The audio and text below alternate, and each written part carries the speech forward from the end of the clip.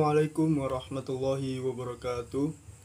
Nama saya Denis Ilham Hafiz dengan NIM 122122 Program Studi Administrasi Niaga dengan dosen pengampu Ibu Hani Ari Rahmani, SPD MPD, NIDN 0401 0180 13. Di sini saya akan membahas tentang administrasi perkantoran modern dari Sekolah Tinggi Ilmu Sosial dan Ilmu Politik.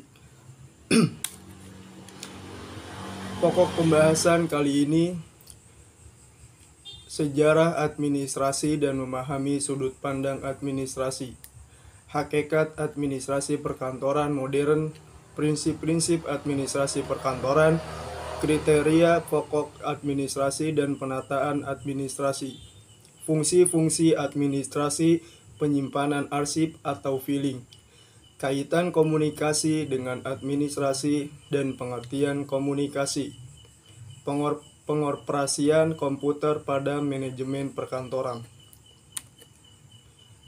Materi pertama, sejarah administrasi. Di sini ada masa pertama, disebut survival periode tahun 1886 sampai 1930. Frederick Winslow Taylor di Amerika Serikat yang dijuluki Bapak Ilmu Manajemen dan kemudian diikuti oleh Henry Fayol di Prancis yang dijuluki pula Bapak Ilmu Administrasi. Yang kedua, masa consolidation and completion period tahun 1930 sampai 1945. Dalam masa ini, asas-asas, rumus-rumus dan kaidah-kaidah norma ilmu administrasi lebih disempurnakan.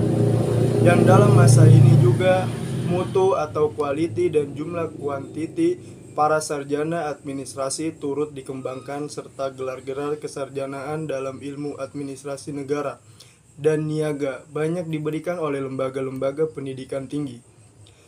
Yang ketiga, ada masa human relation, periode 1945 sampai 1959. Sarjana administrasi mulai memperhatikan segi manusiawi dan menyelidiki segala hubungan dari semua orang dalam kegiatan kerjasama, baik hubungan yang bersifat resmi, dinas formal maupun yang tidak resmi atau informal. Yang keempat, masa behavioral, periode 1959 sampai sekarang.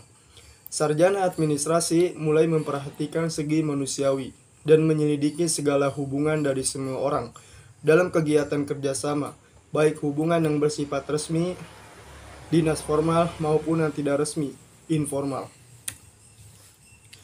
Memahami sudut pandang administrasi.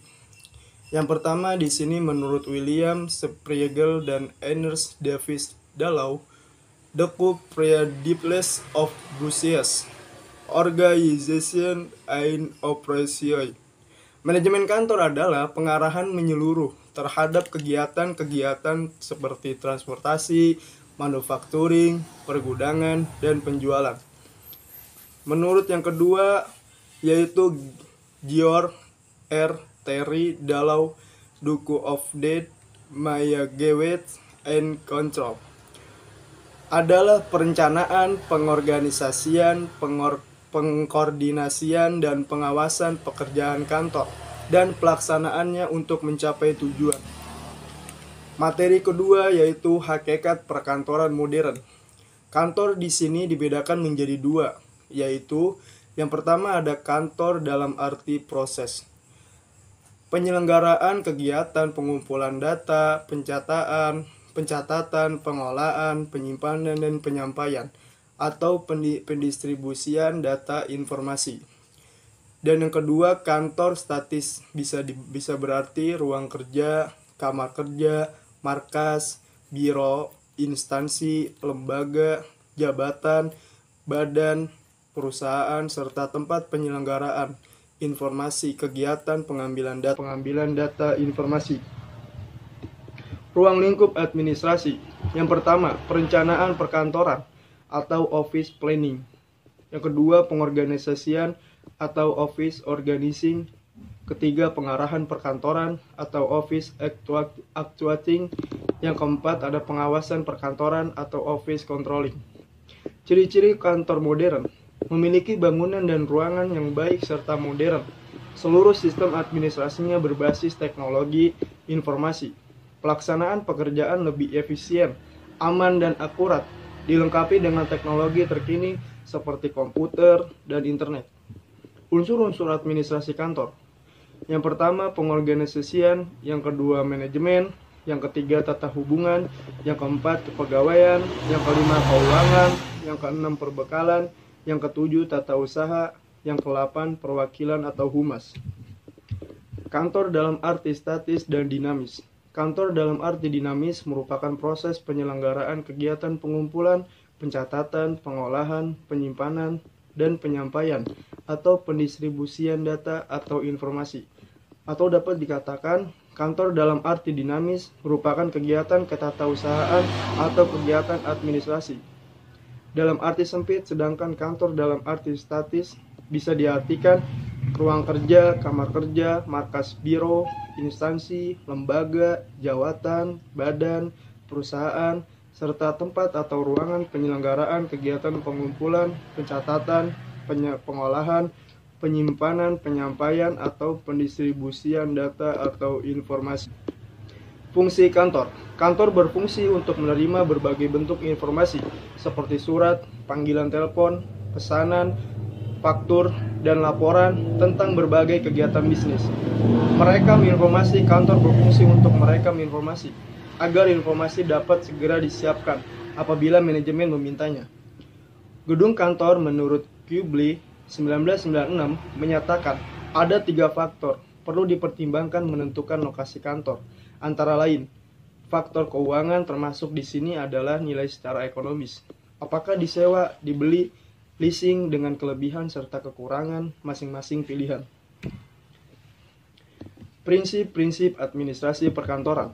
Administrasi dalam arti sempit ada 4. Yang pertama, tulis-menulis. Yang kedua, catat-mencatat. Yang ketiga, surat-menyurat. Yang keempat, pengarsipan. Administrasi dalam arti luas, keseluruhan proses kerjasama antara 2 orang atau lebih untuk mencapai suatu tujuan yang telah ditentukan. Adapun pengertian kantor, menurut Deliengji, tempat dalam suatu badan usaha di mana melaksanakan kegiatan administratif yang dapat dilakukan dengan tangan atau mesin. Yang kedua, menurut Mokijat, setiap tempat yang biasanya dipergunakan untuk melaksanakan pekerjaan tata usaha. Yang ketiga, menurut Lan, tempat diselenggarakannya kegiatan mengenai informasi. Menurut Geoterry, pekerjaan kantor meliputi penyampaian keterangan secara lisan dan pembuatan warkat-warkat tertulis dan laporan-laporan sebagai cara untuk meringkaskan banyak hal dengan cepat, guna menyediakan suatu landasan fakta bagi tindakan kontrol dari pimpinan.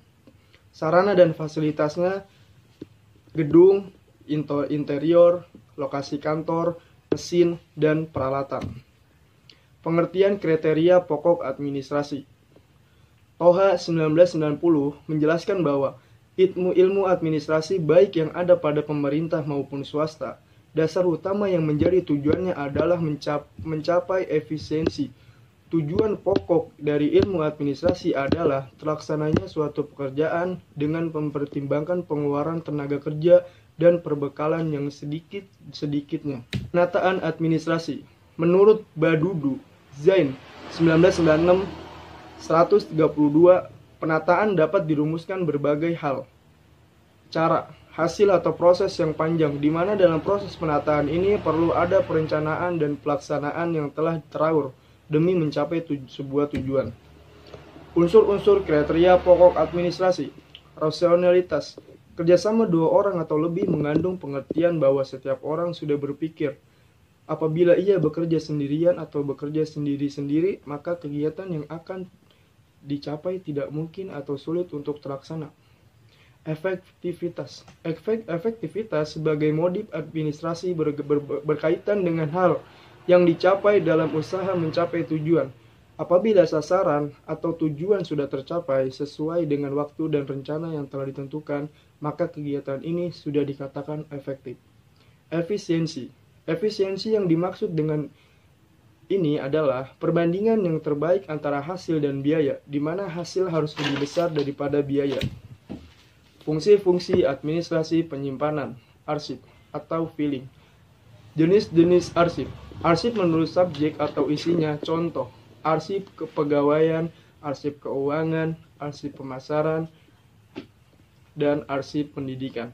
Yang kedua, arsip menurut bentuk dan wujud atau fisik. Contoh, surat, pita, pita rekaman, mikrofilm, disket, dan CD. Yang ketiga, arsip menurut nilai kegunaannya. Contoh, arsip bernilai informasi, bernilai administrasi, bernilai hukum, bernilai sejarah, arsip bernilai ilmiah, arsip bernilai keuangan, dan bernilai pendidikan. Fungsi arsip sebagai bahan sumber ingatan atau memori, sebagai bahan pengembalian keputusan, sebagai bukti atau legalisir, sebagai rujukan historis. Peranan arsip. Menurut Sedarmayanti 2008 ayat 43, alat utama ingatan organisasi, bahan atau alat pembuktian atau bukti otentik, bahan dasar perencanaan dan pengambilan keputusan, barometer kegiatan suatu organisasi mengingat setiap kegiatan pada umumnya menghasilkan arsip, bahan informasi kegiatan ilmiah lainnya. Pengertian arsip. Menurut Dr. Andes de Liengji dalam bukunya, Administrasi Perkantoran Modern, arsip adalah suatu kumpulan dokumen yang disimpan secara sistematis karena mempunyai suatu kegunaan agar setiap kali diperlakukan dapat secara tepat ditemukan kembali. Tujuan dan peranan arsip. Tujuan arsip. Tujuan kearsipan adalah untuk menjamin keselamatan bahan pertanggungjawaban nasional tentang perencanaan, pelaksanaan, penyelenggaraan, kehidupan, kebangsaan, serta untuk menyediakan bahan pertanggungjawaban tersebut bagi kegiatan pemerintah. Menyampaikan surat-surat dengan aman dan mudah selama diperlukan. Menyiapkan surat setiap saat diperlukan. Mengumpulkan bahan-bahan yang mempunyai sangkut paut dengan peranan arsip. Menurut Sedarmayanti 2008 43, peranan arsip sebagai sumber informasi, maka arsip dapat membantu mengingatkan dalam rangka pengambilan keputusan secara cepat dan tepat mengenai suatu masalah. Oleh sebab itu, dapat disimpulkan bahwa peranan arsip adalah sebagai berikut. Pertama, alat utama ingatan organisasi. Kedua, bahan atau alat pembuktian bukti otentik. Ketiga, bahan dasar perencanaan dan pengambilan keputusan. Keempat, barometer kegiatan suatu organisasi mengingat setiap kegiatan pada umumnya menghasilkan arsip. Kelima, yang terakhir, bahan informasi kegiatan secara ilmiah lainnya. Kaitan komunikasi dengan tujuan komunikasi. Konsep komunikasi. Kata komunikasi berasal dari bahasa Latin communicatus, artinya berbagi atau menjadi milik bersama. Komunikasi adalah suatu proses ketika seseorang atau beberapa orang, kelompok, organisasi, dan masyarakat menciptakan dan menggunakan informasi agar terhubung dengan lingkungan dan orang lain. Fungsi komunikasi. Secara umum, fungsi komunikasi dilakukan untuk menyampaikan informasi, mendidik, menghibur, dan untuk memengaruhi. Tujuan komunikasi. Membuat komunikasi menunjukkan perubahan sikap, perubahan pendapat, perubahan perilaku, dan perubahan sosial atau antisipasi sosial. Unsur-unsur komunikasi. Komunikator adalah individu, lembaga, redaktur, kelompok, dan sebagainya yang berlakuan sebagai pihak yang menyampaikan atau mengirim pesan kepada komunikan. Pesan dibagi menjadi dua, yakni verbal atau lisan tulisan, dan nonverbal atau isyarat, gambar, simbol, dan lain-lain. Saluran atau media adalah melalui apa pesan tersebut disampaikan atau dikomunikasikan. Komunikan adalah individu, lembaga, kelompok, masyarakat, dan sebagainya yang berlaku sebagai pihak yang menerima pesan. Proses komunikasi. Pertama, proses secara primer adalah proses penyampaian pesan, informasi, pikiran, gagasan, perasaan, dan lain-lain kepada orang lain menggunakan lambang sebagai media, bahasa isyarat, warna, gambar, dan lain-lain. Yang kedua, proses secara sekunder adalah proses penyampaian pesan kepada orang lain dengan menggunakan alat atau sarana sebagai media kedua setelah memakai lambang sebagai media pertama. Media kedua seperti surat, telepon, surat kabar, radio, televisi, email, film, dan lain-lain. Pembahasan komputer, jenis komputer pada kantor, sistem komputer, perangkat keras, perangkat lunak, brainware.